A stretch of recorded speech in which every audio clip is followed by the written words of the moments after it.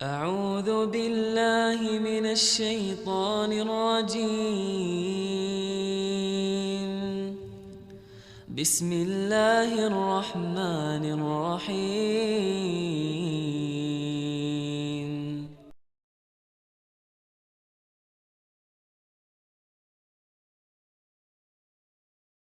ورحمة الله وبركاته. إن الحمد لله نحمده ونستعينه ونستغفره ونعوذ بالله من شرور أنفسنا وسيئات أعمالنا. من يهده الله فلا مضل له ومن يضلل فلا هادي له، وأشهد أن لا إله إلا الله ربي وحده لا شريك له، وأشهد أن محمدا عبده ورسوله. يا أيها الذين آمنوا اتقوا الله حق تقاته ولا تموتن إلا وأنتم مسلمون. يا أيها الناس اتقوا ربكم الذي خلقكم من نفس واحدة وخلق منها زوجها وبث منهما رجالا كثيرا ونساء، واتقوا الله الذي تساءلون به والأرحام إن الله كان عليكم رقيبا. يا أيها الذين آمنوا اتقوا الله وقولوا قولا سديدا يصلح لكم أعمالكم ويغفر لكم ذنوبكم، ومن يطع الله ورسوله فقد فاز فوزا عظيما. اعلموا فإن أصدق الحديث كتاب الله، وخير الهدي هدي محمد صلى الله عليه وسلم، وشر الأمور محدثاتها، وكل محدثة بدعة، وكل بدعة ضلالة، وكل ضلالة في النار. أما بعد.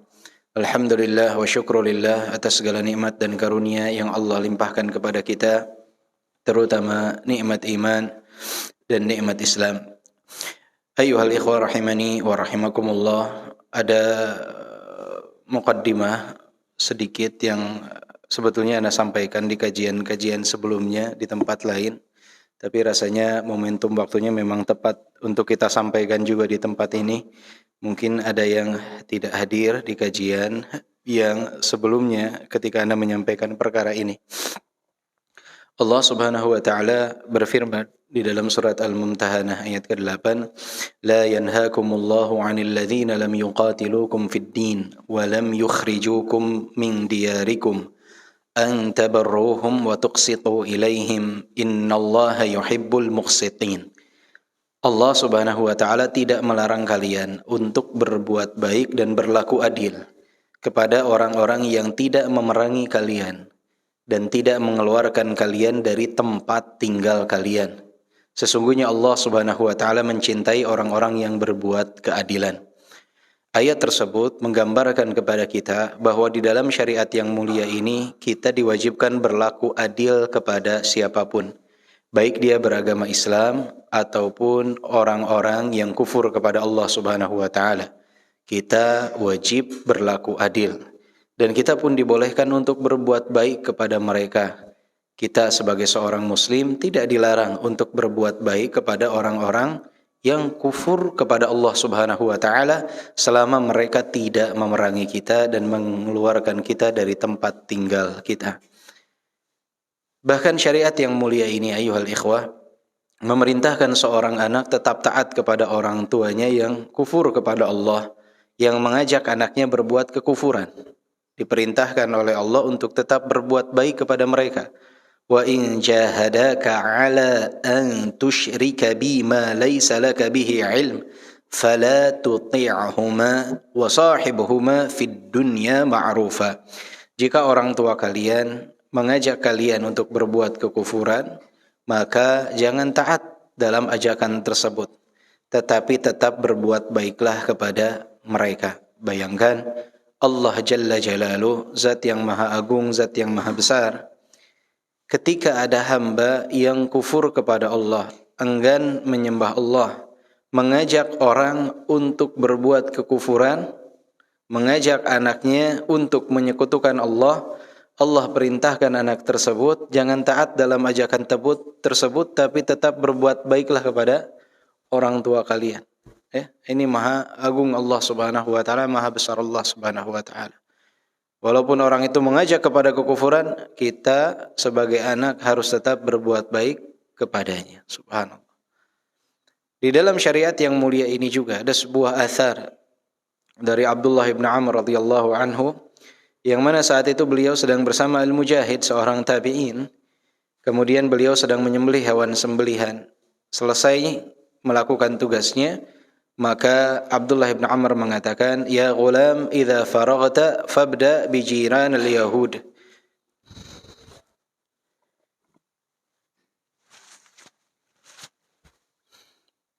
Wahai ghulam, jika telah selesai, maka mulailah engkau membagikan kepada tetangga kita, orang Yahudi. Kemudian terdengar suara mengatakan, Al-Yahudi aslahakallah. Orang Yahudi yang akan kita berikan, semoga Allah memperbaiki keadaanmu. Maka Abdullah bin Amr menjawab, Inni sami'tu an-nabiyya sallallahu alaihi wasallam yusi bil jar hatta dhanantu annahu sayuwarrithuh. Nabi itu selalu menasihati aku untuk berbuat baik kepada tetangga, sampai aku mengira bahwa tetangga itu akan menerima bagian dari waris. Saking seringnya Nabi mewasiatkan tentang tetangga. Ini di dalam syariat yang mulia, bahwa tetangga apapun agamanya, dia punya hak sebagai seorang tetangga untuk kita berbuat baik kepadanya. Walaupun dia tidak dan bukan merupakan saudara kita seagama, tetapi dia memiliki hak sebagai tetangga. Bahkan yang sering anak katakan juga hadis Rasulullah sallallahu alaihi wasallam, "Man qatala mu'ahadan lam yarah raihatal jannah." Siapa yang membunuh kafir mu'ahad tidak akan pernah mencium wangi surga. Ada seorang muslim mentauhidkan Allah, mengucapkan la ilaha illallah, membunuh orang kafir yang enggan sujud kepada Allah, padahal ada perjanjian damai di antara kaum muslimin dengan mereka, tidak akan mencium wangi surga. Bayangkan, tidak akan mencium wangi surga. Allah Subhanahu wa taala di dalam syariatnya memberikan batasan bahwa kita sebagai seorang muslim harus berlaku adil kepada mereka, walaupun mereka berbuat kekufuran kepada Allah Subhanahu wa taala. Maka inilah agama Islam, agama yang penuh dengan toleransi, agama yang cinta damai. Jadi keliru kalau orang-orang di zaman sekarang ingin mengajarkan kaum muslimin tentang apa itu makna toleransi dan menganggap umat Islam itu intoleran. Tidak juga orang-orang Yahudi hidup damai, tinggal aman, tidak terganggu di zaman Rasulullah sallallahu alaihi wasallam, kecuali dikarenakan syariat yang mulai ini mengatur hal tersebut. Maka anak katakan keliru kalau orang 14 abad kemudian mengatakan bahwa umat Islam itu adalah umat yang intoleran, umat yang tidak toleransi. Subhanallah. Secara gamblang dalam syariat Islam digambarkan bagaimana toleransi di dalam agama. Hanya saja biasanya mereka yang menuduh Islam intoleran, mereka yang kurang memahami makna toleransi. Biasanya mereka itu mencampur adukan agama dan mengatakan bahwa itu adalah bagian daripada toleransi.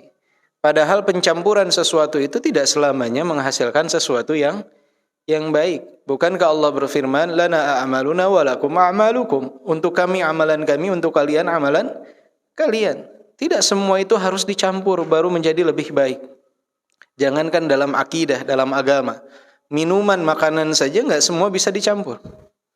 Ada yang dicampur enak, ada yang dicampur tidak enak. Teh campur susu enak, Pak? Enak. Kopi campur susu enak? Enak. Pernah campur kopi sama teh? Nggak nyambung. Nggak, makanan dan minuman saja nggak semua bisa dicampur. Apalagi yang namanya akidah. Dan terlebih yang sangat disayangkan, banyak di antara kaum muslimin yang di momentum hari raya umat beragama lain itu, mereka malah ikut merayakan perayaan umat agama lain. Di saat umat Nasara sedang merayakan hari raya mereka, kaum muslimin sebagian dari mereka ikut masuk ke dalamnya, ikut melakukan ritual dari ibadah atau menyumbang 1-2 nasyid bagi mereka di tengah-tengah kaum Nasara. Ini bukan toleransi ini. Yang pertama mengganggu orang lain, mengganggu ibadah mereka. Yang kedua juga mencampur adukan di antara dua agama. Padahal Umar bin Khattab telah memperingatkan 14 abad yang lalu, la tadkhulu 'alal musyrikina fi kanaisihim yawma 'idihim fa inna sakhta yanzilu 'alaihim. Jangan kalian masuk ke dalam tempat peribadahan orang-orang musyrik di hari raya mereka, Karena murka Allah saat itu turun terhadap mereka. Murka Allah turun kepada mereka. Bahkan Ibnul Qayyim mengatakan, ijtanibu a'da Allah fi a'yadihim. Menghindarlah kalian dari musuh-musuh Allah di hari raya mereka. Menjauh. Kenapa? Karena murka Allah turun kepada mereka. Bagaimana murka Allah tidak turun kepada mereka? Hari raya umat Nasara, terutama yang akan dilaksanakan oleh mereka esok hari, adalah hari yang mereka anggap sebagai hari kelahiran anak Tuhan. Dan ini adalah satu perkataan yang sangat-sangat mencela Allah Subhanahu wa taala. Allah Subhanahu wa taala yang mengatakan bahwa itu merupakan bentuk celaan kepada Allah Subhanahu wa taala. Dan kalimat itu di saat terucap hampir saja langit pecah, bumi terbelah, gunung hancur. Wa qalu ittakhadha ar-rahmanu walada. Dalam surat Maryam ayat 88. Wa qalu ittakhadha ar-rahmanu walada. Laqad ji'tum syai'an idda. Takadu as-samawati yatafattarna minhu wa tanshaqqu al-ardu wa takhirru al-jibalu hadda. An da'u lir-rahmani walada. Wa ma yanbaghi lir-rahmani an yattakhidha walada. Wa qalu ittakhadha ar-rahmanu walada. Mereka mengatakan bahwa Ar-Rahman Allah memiliki anak. Laqad ji'tum syai'an idda. Kalian telah datang dengan suatu perkara yang amat mungkar, kemungkaran yang sangat-sangat jelas. Takadu as-samawati yatafattarna minhu wa tanshaqqu al-ardu wa takhirru al-jibalu hadda. Karena ucapan tersebut, hampir saja langit pecah, bumi terbelah, gunung hancur. An da'u lir-rahmani walada.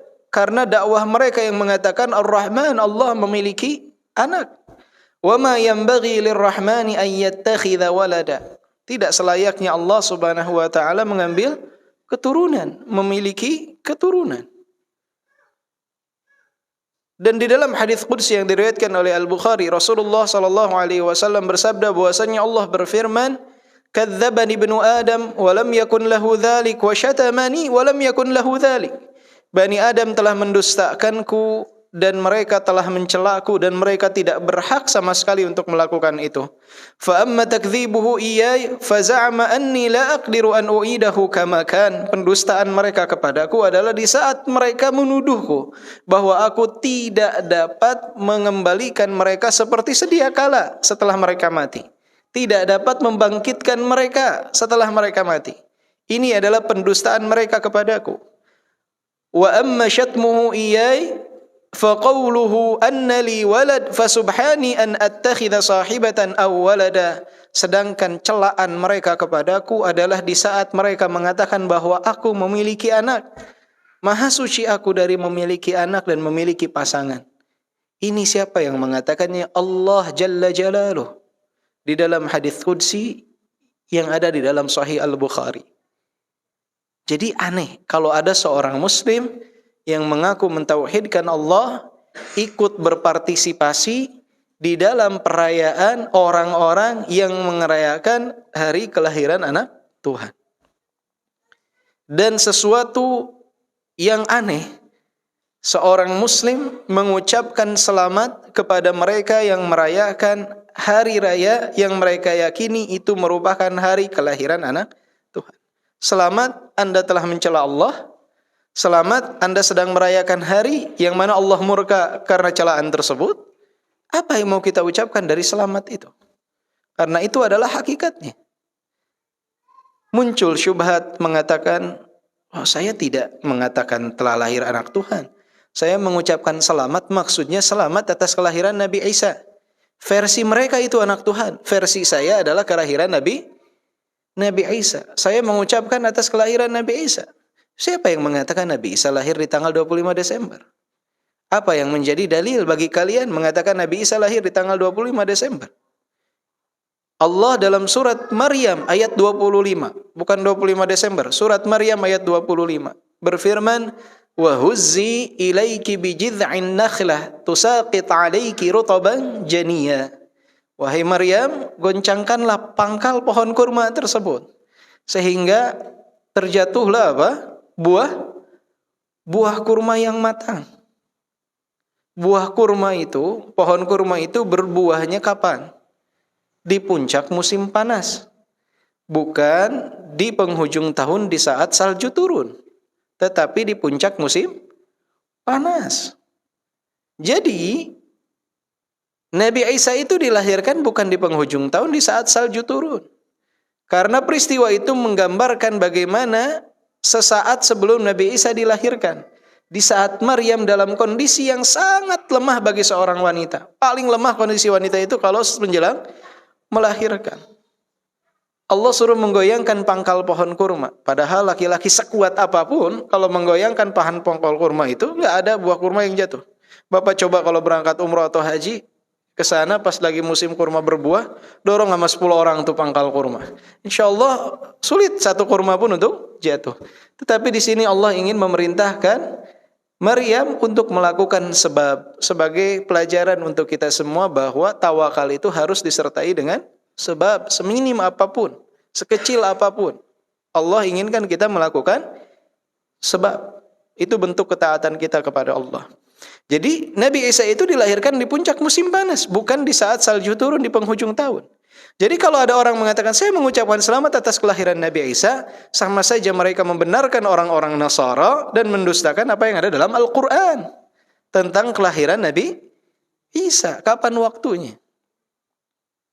Ketika disampaikan seperti itu, muncul lagi syubhat berikutnya. Saya emang nggak kesana, saya cuma ngucapin selamat sudah. Bagian daripada berbuat baik saja kepada mereka, ucapin selamat, apa salahnya? Nah ini masalahnya di sini. Karena banyak di antara mereka mengatakan yang penting di hati kita mengingkari. Sejak kapan ucapan itu dipisahkan dari keimanan? Bukankah dari semenjak kita kecil diajarkan bahwa iman itu diyakini dengan hati, diucapkan dengan lisan, diamalkan dengan perbuatan, bertambah dengan ketaatan dan berkurang dengan kemaksiatan? Kenapa sekarang dikesampingkan semua itu? Seakan-akan keimanan itu hanya hati saja. Dan ini digembor-gemborkan oleh mereka, wabil khusus orang-orang liberal, mengatakan yang penting hati kita mengingkari. Subhanallah. Padahal iman tidak hanya dengan hati, tapi diucapkan dengan lisan. Jangan pernah menganggap remeh ucapan. Ucapan itu jangan pernah dianggap remeh. Laki-laki sah menjadi seorang suami ketika adanya ucapan ijab qabul antara dia dan wali wanita. Ucapan. Enggak main telepati hati dengan hati. Tapi apa? Ucapan. Seorang wanita ditalak oleh suaminya, dikatakan kamu saya talak, kamu saya ceraikan. Terjadi itu perceraian karena adanya ucapan. Pengadilan tidak akan bertanya lagi, itu niatnya menceraikan apa tidak? Karena lafaz yang keluar, lafaz yang sharih, lafaz yang jelas, kamu saya ceraikan. Itu lafaz yang jelas. Kecuali kalau lafaznya masih mengandung beberapa makna.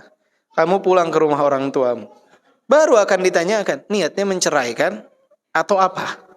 Karena lafaznya tidak jelas. Tapi kalau mengatakan kamu saya ceraikan, kamu saya talak, terjadi. Maka seorang wanita diceraikan oleh suaminya karena adanya ucapan cerai, ucapan talak. Ucapan. Seorang masuk ke dalam agama Islam karena apa? Ucapan 2 kalimat syahadat. Maka jangan pernah menganggap enteng yang namanya ucapan. Berarti kita nggak boleh dong ngucapin selamat kepada mereka dalam apapun, dalam perkara apapun. Boleh, ya, dalam perkara dunia. Dia punya anak, lahiran, kita ucapkan selamat atas kelahiran anaknya. Mereka punya kendaraan, tetangga kita misalkan baru beli kendaraan, kita kebetulan melihat lewat, kita ucapkan selamat Pak kendaraan barunya. Selamat atas kenaikan pangkatnya. Hal-hal yang bersangkut paut dengan perkara dunia, tapi dalam perkara agama garis merah, nggak boleh. Tidak boleh. Karena untuk mendekatkan pemahaman saja. Jika ada kita punya tetangga berselisih dengan orang tua kita, ribut dengan orang tua kita, kemudian dia bawa kasusnya ke pengadilan. orang tua kita dihukum, dimasukkan ke dalam penjara. Kasusnya karena adanya cekcok di antara dia dengan orang tua kita. Kemudian karena dia merasa di atas angin, dia mengundang teman-temannya mengadukan pesta di rumahnya. Kira-kira kita berakal apa enggak kalau datang ke rumahnya? Selamat ya. Selamat ya, telah berhasil melecehkan orang tua saya. Selamat ya, telah berhasil mencela orang tua saya. Selamat ya, telah berhasil menjebloskan orang tua saya ke penjara. Masuk akal gitu. Ada gak anak yang kayak begitu? Nggak akan ridho dia pasti. Dia tidak akan ridho. Walillahil matsalul a'la. Bagaimana mungkin datang ketok pintu, selamat ya, Anda hari ini sedang merayakan hari kelahiran anak Tuhan yang kata dalam agama saya, Anda sedang mencela Allah Subhanahu wa taala, tapi saya ucapkan selamat kepada Anda. Ini kan aneh. Nggak nyambung. Selamat ya, Anda telah merayakan hari kelahiran anak Tuhan. Bagi Anda itu anak Tuhan, bagi saya itu adalah Nabi Isa. Selamat ya, Anda merayakan kelahiran anak Tuhan, bagi saya itu kelahiran Nabi Isa. Walaupun hari ini bertentangan dengan apa yang ada dalam Al-Quran saya. Karena dalam Al-Quran, Nabi Isa itu dilahirkan di saat musim panas, bukan di saat penghujung tahun. Tapi saya lebih setuju kepada Anda nih. Saya ucapkan selamat. Kan aneh. Itu kata-kata yang tidak terucap, yang sebetulnya ada dalam benak seseorang saat mengucapkan selamat. Selamat ya, hanya sebatas selamat. Seakan-akan mengatakan ini terpisah dari agama. Tidak, ini bagian daripada agama. Dan biasanya, anak punya tetangga tidak beragama Islam. Enggak ada yang ribut dari mereka meminta umat Islam untuk mengucapkan selamat. Yang ribut biasanya orang-orang yang sok liberal. Mereka yang paling ramai mengatakan orang yang tidak mengucapkan selamat sebagai orang-orang yang intoleran. Lebih riwah daripada orang Kristennya sendiri. Ya. Nah, ini adalah bibit-bibit kemunafikan pada banyak yang muncul di tengah-tengah kita kaum muslimin. Maka mereka itu kalau dibalas dengan kekerasan akan sulit untuk berubah. Bahkan orang banyak yang akan mendukung mereka. Karena di Indonesia prinsipnya yang dizalimi selalu akan menang walaupun salah. Tapi kalau dizalimi dia akan menang. Secara gambarannya seperti itu. Maka untuk membantah mereka adalah membantah dengan ilmu, menangkal syubhat-syubhat mereka. Itu cara paling ampuh untuk menghapuskan pemikiran mereka adalah dibantahnya dengan ilmu. Karena syubhat itu bukan dibalas dengan kekerasan. Syubhat itu dibalasnya dengan ilmu. Baru dia akan terurai. Ya. Jadi ajakan anak kita menghargai kalau punya tetangga, kawan, tempat kerja, atau misalkan dalam keluarga yang tidak beragama Islam, ya lakum dinukum waliyadin, untukmu agamamu, untukku agamaku. Kita mampu dakwahi mereka, alhamdulillah, doakan mereka agar dapat hidayah, alhamdulillah. Akan tetapi dalam perkara akidah tidak boleh dicampur adukan. Ya, lakum dinukum waliyadin. Apa bedanya dengan orang-orang musyrikin zaman dahulu yang mengajak Nabi sehari menyembah Allah, sehari menyembah berhala? Bukankah itu sebab turunnya ayat Al-Quran lakum dinukum waliyadin? Nah sekarang sama, banyak yang mempopulerkan atau mengajak kita untuk melakukan hal tersebut. Nanti Idul Fitri kita bareng-bareng merayakan. Pas Natal nanti bareng-bareng lagi kita merayakan. Umat Islam dengan umat Nasara. Ini apa bedanya dengan ajakan orang-orang musyrikin di zaman dahulu? Tidak. Berbuat baik kepada mereka, iya. Harus berlaku adil kepada mereka, iya. Tidak boleh mengganggu mereka, iya. Misalkan ada tempat ibadah umat Nasara, mereka merayakan hari Natal, tidak boleh kita sebagai seorang muslim mengganggu mereka. Lakum dinukum waliyadin. Kalau mau dakwahi mereka dengan hikmah, doakan mereka agar mereka mendapatkan hidayah. Tidak boleh mengganggu mereka. Tetapi di samping itu juga tidak boleh malah ikut nimbrung dengan mereka dalam peribadatan mereka. Karena murka Allah turun kepada mereka. Hati-hati antara dua hal tersebut. Wah, bos saya nih Nasrani. Kalau saya nggak ngucapin selamat, nanti saya dipecat dari pekerjaan saya. 1000 pecatan nggak masalah. Insya Allah Allah yang kasih rezeki. Jangan khawatir. Mau 1000 kali dia pecat kita, Yang ngasih rezeki Allah. Dia hanya perantara saja. Allah Ar-Razzaqu Dzul Quwwatil Matin. Dan mereka akan lebih menghargai kita di saat kita berpegang teguh dengan agama kita. Tapi di saat kita kanan hayu, kiri hayu, mereka tahu bahwa kita ini orang yang tidak punya prinsip. Ya. Itu yang sulit. Allahul musta'an. Semoga Allah melindungi kita semua. Baik. Bapak Ibu yang dimuliakan oleh Allah, insyaallah hari ini kita melanjutkan pembahasan kita dari kitab At-Tuhaf bil Ma'thuri 'anis Salaf, dan kita sekarang masuk dalam bab ke-49, Al-Aqil. Al-Aqil maknanya orang yang berakal, orang yang berakal. Qala Sufyan bin Uyainah rahimahullah, "Laisa al-aqil alladhi ya'rifu al-khaira wa syarr. Laisa al-aqil alladhi ya'rifu al-khair wasyarr, walakinna al-aqil alladhi ya'rifu al-khaira fayattabi'uhu wa ya'rifu asy-syarra fayatajannabuhu." Al-Aql wa Fadli li Ibnu Abi Dunya. Kata Sufyan bin Uyainah rahimahullah, orang yang berakal bukan yang sebatas mengetahui yang baik dari yang buruk. Orang yang berakal itu bukan hanya sebatas tahu mana baik, mana buruk. Walakinnal aqil alladhi ya'riful khair fayattabi'uhu wa ya'rifu syarra fayatajannabuh. Orang yang berakal itu adalah orang yang di saat dia tahu mana yang baik, dia ikuti kebaikan itu. Dan di saat dia tahu mana yang buruk, dia menghindar dari keburukan itu. Itulah orang yang berakal. Yaitu saat dia tahu mana yang baik, ikuti. Saat dia tahu mana yang buruk, jauhi. Itulah orang yang berakal. Jadi orang yang berakal itu bukan sebatas tahu mana yang baik dari yang buruk. Kalau disebut orang yang berakal hanya sebatas tahu mana yang baik dari yang buruk, Masya Allah, Mbah Google lebih jago lagi. Dia tahu semuanya tuh. Apa kita ketik apapun suka ada aja jawabannya tuh. Tahu dia semuanya. Tapi benda tidak berakal berarti. Kenapa? Karena dia tidak bisa melakukan kebaikan dan tidak bisa menghindarkan diri dari keburukan. Maka berakal itu bukan sebatas tahu. Berakal itu tetapi dia tahu, dia lakukan jika itu kebaikan. Tidak tahu, ketahui keburukan dia hindari. Dan ini yang diajarkan dari doa Nabi SAW. Allahumma arinal haqqa haqqan warzuqna ittiba'ah wa arinal batila batilan warzuqna ijtinabah. Ya Allah, tunjukkanlah aku kebaikan sebagai kebaikan dan berikanlah taufik untuk mengikuti kebaikan itu, dan tunjukkanlah keburukan sebagai keburukan dan berikanlah taufik untuk menghindari dari keburukan itu. Jadi itulah orang yang berakal, yang seperti itu. Jadi kalau kita datang dalil dari Al-Quran dan As-Sunnah, orang yang berakal itu tidak sebatas tahu, tapi dia harus melaksanakan. Karena konsekuensi keimanan dia kepada Allah dan Rasulnya adalah di saat disampaikan firman Allah dan hadis Nabi, samina wa ata'na. Jangan lagi berpikir, saya hindari saja diri saya ini dari ketaatan ini. Tidak, laksanakan langsung. Mau menghindar gimana? Mau menghindar bagaimana? Ada kisah satu orang, dia tadinya jauh dari ketaatan.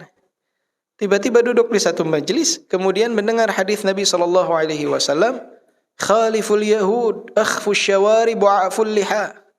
Selisihilah orang-orang Yahudi, pendekkanlah kumismu dan biarkanlah jenggotmu. Kata dia, ana mau menghindar gimana ini? Hadis Nabi. Nabi yang bilang, biarkan jenggotmu, pendekkan kumismu. Terus mau berdalih dengan apa lagi? Ini hadis Nabi. Ya. Dengar lagi dia hadis ma asfala minal ka'bain minal izar. Tentang pakaian di atas mata kaki bagi laki-laki. Dia berkata lagi dalam dirinya, ana mau menghindar gimana lagi? Ini hadis Nabi yang mengatakan. Mau ke kanan, mau ke kiri, mau coba menghindar, mau mengatakan ini tidak sahih. Hadis sahih. Apalagi yang harus kita lakukan? Ketika mendengar hal tersebut, akhirnya dia memutuskan untuk mempelajari agama lebih dalam. Mempelajari agama lebih dalam. Ketika ditanya, antum tidak ada bisikan syaitan kepada antum tuh ketika antum memutuskan untuk melakukan apa yang antum dengarkan? Oh ada. Tapi ana punya taktik kepada syaitan. Biar syaitan enggak ganggunya enggak terlalu keras, kata dia. Ana juga punya persiapan waktu. Gimana cara antum bilang? Ana cuman bilang, ana cuman nyoba aja setahun. Nanti kalau udah setahun juga ana cukur. Balang dalam dirinya sehingga syaitan ngepresnya agak kurang tuh. Ketika setan ngepresnya agak kurang, dia juga persiapan selama setahun. Dia nabung ilmunya, dia apa. Setelah setahun kan setan bisiki lagi. Ayo udah setahun nih, cukur. Tapi dia udah punya apa dasar ilmu yang sudah banyak.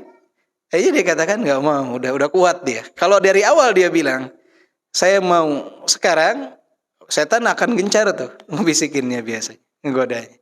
Jadi ya kita hidup berperang dengan hawa nafsu kita dan berperang dengan syaitan.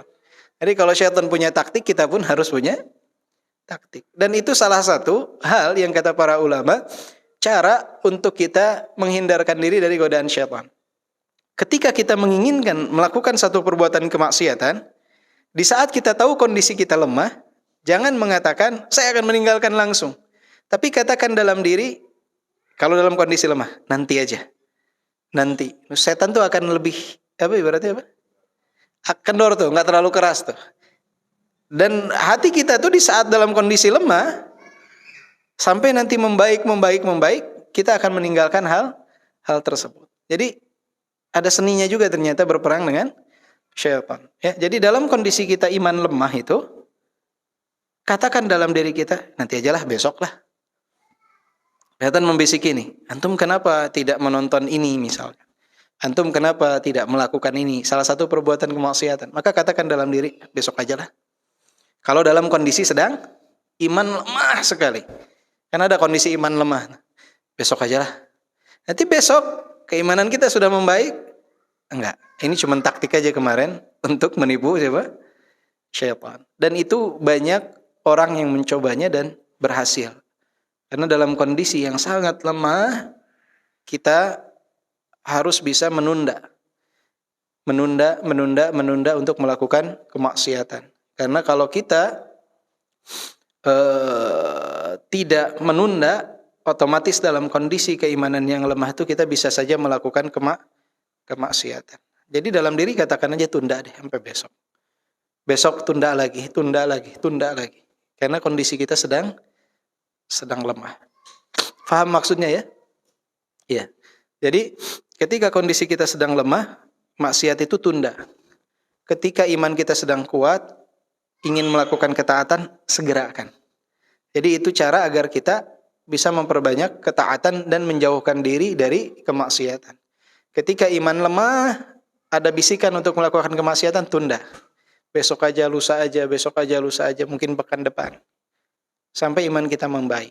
Tetapi ketaatan di saat keimanan tinggi, kerjakan. Mumpung lagi keimanan tinggi. Ya, seperti itu. Maka di sini Syekh Abdul Razak mengatakan, وَذَلِكَ أَنَّ مَقْصُودَ الْعِلْمِ وَذَلِكَ أَنَّ مَقْصُودَ الْعِلْمَ الْعَمَلِ وَإِلَّا فَمَا فَائِدَةُ الْعِلْمِ إِذَا تُرِكَ الْعَمَلِ. Oleh sebab itu maksud dan tujuan dari ilmu adalah beramal. Apa faedah ilmu ketika amalan ditinggalkan? Apa faedahnya kalau amalan ditinggalkan? Maka seseorang ketika belajar, jadi belajar untuk apa? Untuk diamalkan apa untuk hanya pengetahuan semata? Belajar itu untuk kita amalkan, untuk kita praktekkan. Sebentar kok hidup berapa tahun? Rata-rata 60 sampai 70 tahun. Di sini hampir mayoritas sudah lewat setengah dari umur normal. Ya, rata-rata setengah, ada yang udah umur 40, ada yang sudah 50 tahun, ada yang sudah 60, ada yang udah dapat bonus banyak 70. Ya. Berapa lama kita hidup? Rata-rata udah lewat setengah dari hidupnya, tinggal setengah lagi. Sedangkan alam setelah kematian panjang. Alam barzakh saja panjang. Lihat para sahabat, di alam kubur udah berapa lama? 14 abad. Hidupnya antara 60 sampai 70 tahun. Berarti sudah hampir 20 kali lipat dari usia hidupnya mereka berada di alam barzakh. Belum umat-umat sebelumnya. Porsi di alam barzakh saja lebih besar daripada porsi di masa hidup. Belum nanti ketika di padang mahsyar, belum ketika yaumul hisab, belum kekekalan nanti di yaumil.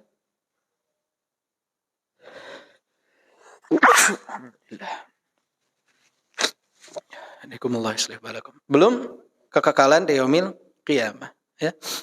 Yang mana kehidupan itu, kematian itu akan diserupakan dengan seekor kambing atau yang sejenisnya, kemudian akan disembelih, tidak ada kematian setelah itu. Selesai itu. Jadi dunia ini ya sebentar, sabar aja bentar. Makanya kalau ada bisikan melakukan dosa, melakukan maksiat, nanti-nantikan aja. Nanti dah, besok lah, lusa lah. Terus nanti. Semoga Allah wafatkan kita dalam keadaan husnul khatimah. Ya. Bab ke-50, qat'ut tamimah. Memotong at-tamimah. Tamimah ini apa? Jimat. Memotong jimat. Qala Sa'id bin Jubair rahimahullah, man qata'a tamimatan 'an insan kana ka'adli raqabah. Kata Sa'id bin Jubair rahimahullah mengatakan, siapa yang memotong tamimah, memotong jimat dari seseorang, maka seperti dia membebaskan hamba sahaya. Membebaskan hamba sahaya. Memotong ini bukan berarti antum tanya ke orang, Pak, itu kalung apa Pak? Jimat. Bawa gunting langsung potong. Enggak. Kenapa? Ini saya pengen dapat pahala membebaskan hamba saya. Ya. Tidak seperti itu. Maksudnya, man qata'a tamimah 'an insan, siapa yang memotong jimat dari seseorang, maksudnya mendakwahi mereka. Mendakwahi mereka agar mereka menghindarkan diri dari kesyirikan. Dan banyak kaum muslimin yang masih bergelemut, hidupnya itu hidup dengan jimat, dengan kesyirikan. Banyak, bukan satu dua, banyak. Bahkan kadangkala orang yang rajin ibadah di masjid masih ada aja yang melakukan kesyirikan. Dia pelihara keris di rumah karena menganggap bahwa ini keris dapat mendatangkan kemaslahatan, menolak kemudaratan. Digantungkan sesuatu di depan rumah dia, di kendaraan dia, dengan dalih ini adalah jimat. Di tempat bekerja dia, di warung dia, di toko dia, dipakai penglaris jimat agar banyak yang beli kepada mereka. Padahal toko yang jual penglarisnya sepi. Dia datang ke toko yang jual penglaris sepi, dia beli penglaris, kan aneh. Memang orang kalau sudah terjerumus kepada kesyirikan, akalnya udah hilang. Banyak toko tuh di dekat-dekat Empang yang jual apa? Penglaris. Tokonya sepi, tapi orang datang ke sana mau beli penglaris. Dia harusnya mikir kan, kalau memang penglaris itu betul ada, toko ini harusnya jadi toko paling laris. Tapi akalnya hilang. Dia beli penglaris, subhanallah. Apa disebutnya apel jin. Modalnya sedikit, keuntungannya berpuluh-puluh kali lipat tuh. Jimat di mana-mana, cincin. Menganggap nih kalau cincin ini jadi selamat. Kalau pakai cincin ini, bahkan anak-anak juga menganggap wah kalau pakai cincin ini, kalau pakai sepatu ini, kalau pakai kaos kaki ini main bolanya jadi jago. Karena apa? Karena dia lihat di tontonan-tontonan dia sehari-hari. Kalau gawangnya disimpan di gawangnya apa tuh, nggak akan kebobolan. Subhanallah. Kalau jalan mundur, masuknya akan menang pertandingan. Semua banyak di dalamnya kesyirikan. Di tengah-tengah kaum muslimin. Maka membebaskan mereka dari kesyirikan itu seperti membebaskan seseorang dari penghambaan. Artinya seperti membebaskan hamba sahaya. Luar biasa pahalanya. Dan kita harus mendakwakan tauhid. Tauhid itu kalau dibahas khutbah Jumat 1 tahun juga nggak akan selesai. Ada kitab tauhid Muhammad bin Abdul Wahhab At-Tamimi, babnya banyak. Itu kalau setiap Jumat satu bab, nggak cukup 1 tahun. Jadi kalau seseorang mengatakan tauhid, ya udah aja lah, la ilaha illallah, selesai. Tidak harus difahami apa maknanya. Apa yang menyebabkan seseorang terjerumus pada kesyirikan? Araftu syarra la li syarri walakin li tawaqqihi faman la ya'rifu syarra minal khairi yaqa' fihi. Kita tahu keburukan bukan untuk melakukan keburukan itu, tetapi untuk terhindar dari keburukan. Siapa yang tidak tahu mana yang buruk, mana yang baik, dia akan terjerumus kepada keburukan. Maka seseorang harus dalam dirinya itu semangat untuk mendakwahi tauhid bagi orang. Apalagi misalkan orang tuanya masih percaya kepada klinik-klinik seperti itu, atau keluarganya, mertuanya, hati-hati dengan hal tersebut. Jadi jangan tergiur dengan dilihat itu kan dari pondok pesantren. ada padepokannya. Banyak sekarang pondok pesantren padepokan di dalamnya yang diajarkan bukan agama, yang di dalamnya diajarkan kesyirikan itu gak sedikit, banyak. Jadi jubah putih, sorban itu hanya jadi cover saja. Di dalamnya ternyata mereka diajarkan kesyirikan. Itu tidak satu dua, banyak. Maka seseorang harus paham mengenai hal tersebut. Ya, tauhid, mahal, agla. Paling mahal itu adalah tauhid. Maka membebaskan orang dari jerat kesyirikan itu luar biasa pahalanya. Dakwahi orang-orang yang tidak memahami hal tersebut. Dulu ada salah satu ustaz cerita, beliau ketika di Perang Ambon tahun 2000-an, beliau naik speedboat, terus yang bawanya warga lokal.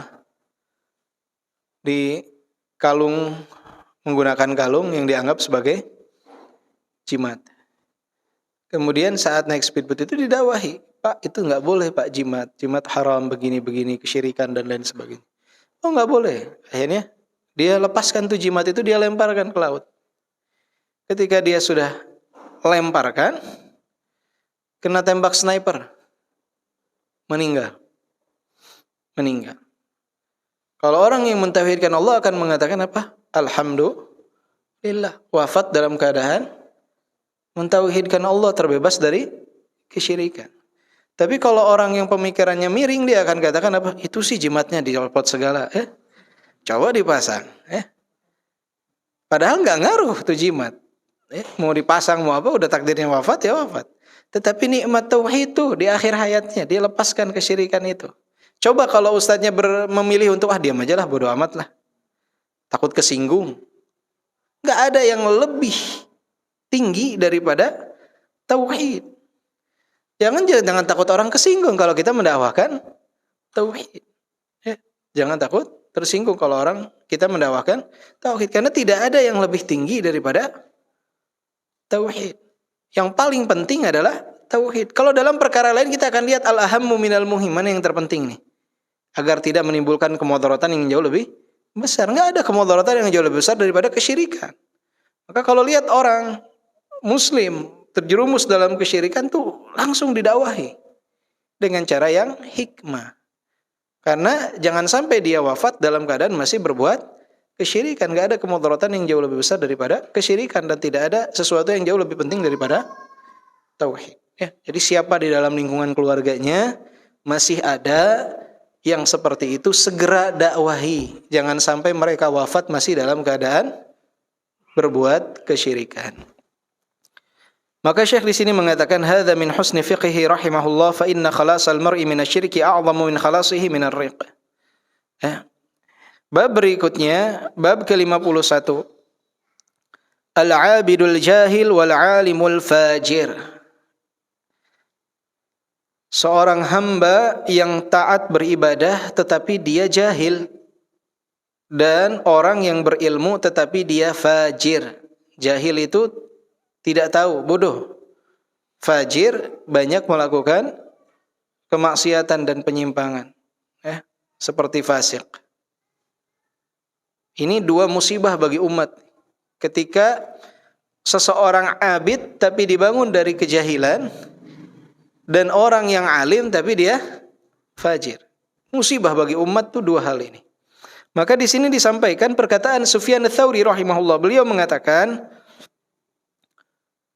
ta'awwadhu billahi min fitnatil 'abidil jahil wa fitnatil 'alimil fajir fa inna fitnatahuma fitnatun likulli maftun. Kata beliau, memohon perlindunganlah kalian kepada Allah dari fitnahnya hamba yang taat ibadah tapi jahil, dan dari fitnah orang yang berilmu tetapi fajir. Karena sesungguhnya fitnah keduanya adalah fitnah bagi setiap orang yang terfitnah. Semua itu dua hal itu luar biasa fitnah. Sering dijadikan hujjah oleh orang untuk beramal. Sering dijadikan hujjah oleh orang untuk beramal. Anda ambil contoh. Ada orang di masjid dari jam 3 subuh. Adzan jam 4 lewat, di jam 3 sudah di masjid. Tahajud. Dia yang adzan. Dia yang iqamah. terus selesai sholat subuh, dia berzikir sampai terbit matahari. Kemudian dia sholat. Kemudian duha sudah di masjid dari jam 10. Sholat duha sampai menunggu zuhur.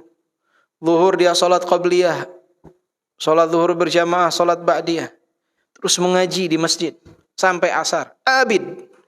Ibadahnya luar biasa. Ketika dia melakukan kesalahan dalam ibadahnya, contohnya misalkan, dia melakukan satu perbuatan kebid'ahan dengan mengkhususkan zikir tertentu. Kemudian ada orang yang mengatakan, itu yang Bapak itu lakukan salah. Pernah dengar gak orang mengatakan? Biasanya respon orang itu apa? Ente mana tahu dia setiap hari di masjid, ente di mana? Nggak mungkin dia salah. Dia hamba yang taat kepada Allah Subhanahu wa taala. Hidupnya ngaji, sholat. Masa dia zikir disalahin? Abidul jahil, fitnah bagi umat. Makanya tentang kisah orang yang bertobat membunuh sekian orang, ketika datang kepada abid yang jahil, apa kata abid tersebut? Dosamu banyak, nggak mungkin Allah ampuni. Abid tetapi apa? Jahil. Akhirnya dia jadi korban berikutnya karena kejahilannya. Fitnah berikutnya adalah orang yang berilmu tetapi fajir. Berilmu tetapi amalannya jauh daripada ilmunya. Maka ini jadi fitnah untuk umat. Ketika dia bicara, kata orang, ngomong doang, bohong. Akhirnya walaupun yang dia sampaikan, ketika menyampaikan itu Al-Quran dan As-Sunnah, orang gak akan dengar. Menyebabkan orang berpaling dari apa? Al-Quran dan As-Sunnah karena kelakuan dia. Orang yang berilmu, tapi karena kelakuannya menyebabkan orang gak mau mendengarkan dia. Berpaling dari, padahal yang dia sampaikan benar. Tetapi amalannya tidak dilakukan. Al-alimul fajir, fitnah untuk umat. Ketika orang punya gelar kiai, doktor, kiai, haji, ujungnya apa tuh? MAS, apa banyak lah, pokoknya gelarnya panjang, pondoknya besar. Kemudian dia sering bersentuhan dengan lawan jenis. Ketika santriwatinya misalkan ada mencium tangan dia, mengucapkan salam kepada dia, tiba-tiba kita datang sampai kepada satu kelompok mengatakan, Rasulullah bersabda, la an yut'an ra'su ahadikum bimikhyatin min hadid khairun lahu min an tamassa imra'ah la tahillu lah. Kepala kalian tuh kalau ditusuk dengan jarum dari besi lebih baik daripada menyentuh tangan yang tidak halal bagi kalian. Akan muncul perkataan dari orang-orang tersebut apa? Bapak tahu apa? Tuh, kiai juga salaman sama santriwatinya. Nggak apa-apa, yang penting tidak ada syahwat. Fitnah buat umat. Kita menyampaikan kebenaran, orang jadi nggak percaya. Kenapa? Itu juga boleh. Kita sampaikan, Aisyah radhiyallahu anha mengatakan, idza istabahu zina wa syaribul khamar wa darabu bil ma'azif gharallahu fi sama'ih. Jika zina telah merebak, minuman khamar telah diminum, dan alat-alat musik telah dimainkan, Allah cemburu dari atas langit. Kemudian memerintahkan bumi untuk bergoncang. Dan kecemburuan Allah itu kapan? Ketika seseorang melakukan apa yang diharamkan oleh Allah. Dan dalil-dalil lain misalkan tentang musik kan, enggak, itu kiai dokter fulan juga kalau ada musik dia nyumbang lagu, nyanyi, ikut joget juga. Enggak, yang penting musiknya yang mana dulu. Fitnah buat umat. Kita mau jelasin luar biasa. Jadi sampai banyak orang itu mengatakan, kalau ada di satu lingkungan, misalkan di komplek ini, ada 100 orang, satunya alim, 99-nya bukan alim. Kalau 99-nya melakukan kemaksiatan, masih bisa dan mudah untuk dirubah. Daripada ketika si alim yang satu ini yang melakukan kemaksiatan itu. Susah untuk merubah. Misalkan si alim dan 5 orang yang melakukan dosa, dibandingkan 99, masih lebih mudah merubah yang 99. Kenapa? Karena si alim tidak melakukan dosa tersebut.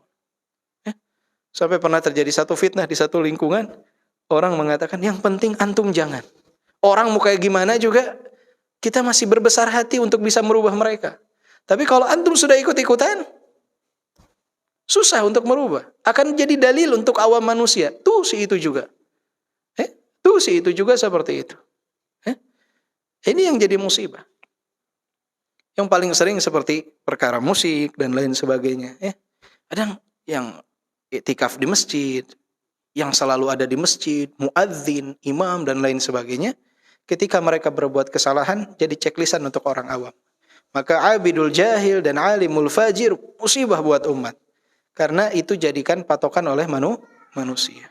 Tapi kalau yang alimnya tetap dalam kondisi dia berada di jalan yang benar, di jalan yang benar, alimnya ini, orang walaupun melakukan kemaksiatan tidak akan muncul syubhat dalam benak mereka bahwa kemaksiatan itu dibolehkan. Mereka melakukan akan tetap mengatakan ini adalah kemaksiatan yang salah. Ketika diingatkan itu jauh lebih mudah. Tapi kalau sudah alim ikut melakukan, mereka akan menganggap apa? Wah, si alim juga melakukan berarti nggak salah. Nggak salah. Mereka saja yang kurang memahami maknanya. Kalau si alim insya Allah dia faham maknanya. Itu makanya musibah alimul fajr. Sekarang nggak susah. Saya kenapa bahas tentang musik? Karena paling susah musibah yang paling susah. Kita bahas pengharamannya, ustadz-ustadznya statusnya musik semua. Jadi kata murid-muridnya, oh itu ustadz juga di statusnya musik nggak masalah. Itu juga nyumbang lagu, ini juga bernyanyi. Subhanallah. Musibah buat umat. Musibah untuk umat. Maka ini dikatakan oleh Sufyan Ats-Tsauri berapa abad yang lalu, lebih dari 10 abad yang lalu. Bahwa dua ini kalau ada musibah untuk umat. Maka mohonlah perlindungan kepada Allah dari dua musibah ini, dari dua ujian ini. Abid yang jahil dan alim yang fajir.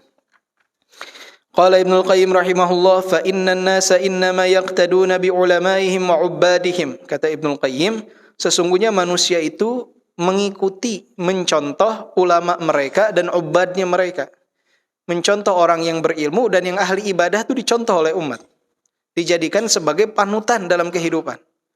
Orang yang ahli ibadah dan orang yang berilmu. Fa idza kana al-ulama fajarah wal 'ubbadu jahalah ammatil musibah bihima wa 'azamatil fitnah 'alal khassah wal 'ammah.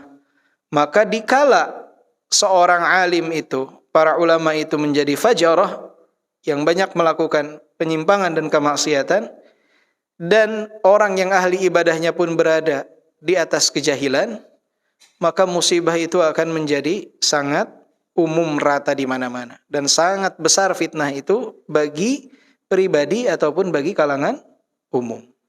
Jadi bagi orang per orang tuh fitnahnya akan menjadi besar. Itu kata Ustadz juga nggak apa-apa. Maka ini sering dijadikan ketergelinciran seorang alim itu dijadikan hujah oleh awamnya manusia. Sekarang orang itu biasanya memantau media sosial, kiainya atau ustadznya dipantau. Ketika melakukan sesuatu ditangkap sama dia. Dia juga boleh itu. Biasanya muridnya ngikutin tuh. Biasanya muridnya mengikuti.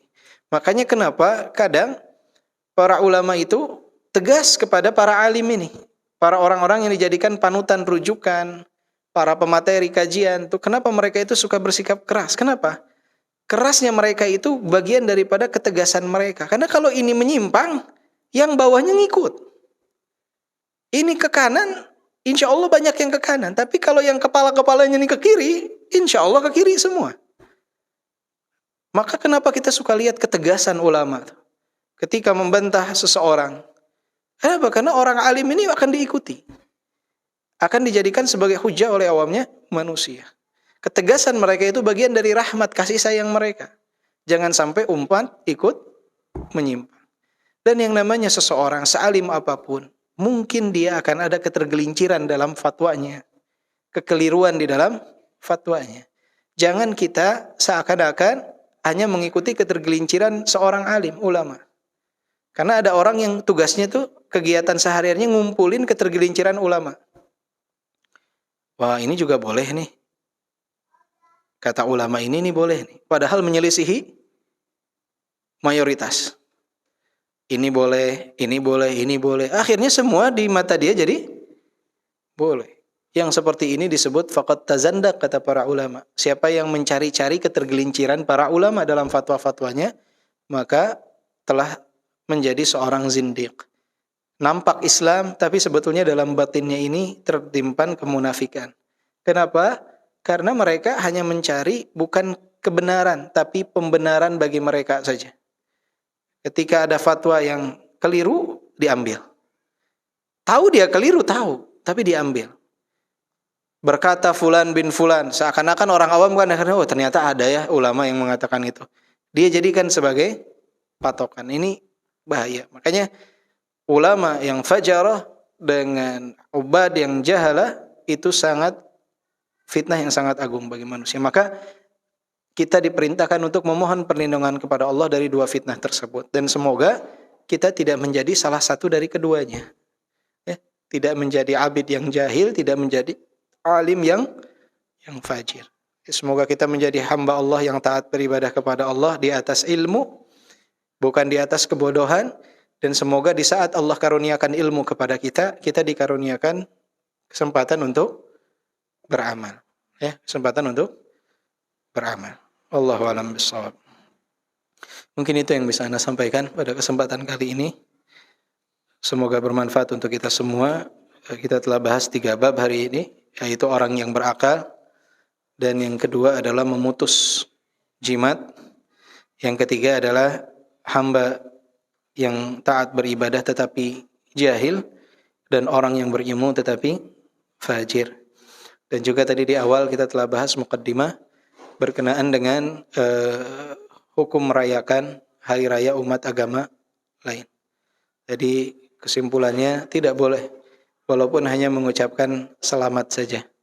Lakum dinukum waliyadin, untukmu agamamu dan untukku agamaku. Wallahu a'lam bishawab. Subhanakallahumma bihamdika asyhadu an la ilaha illa anta astaghfiruka wa atubu ilaik. Walhamdulillahirabbil alamin. Assalamualaikum warahmatullahi wabarakatuh.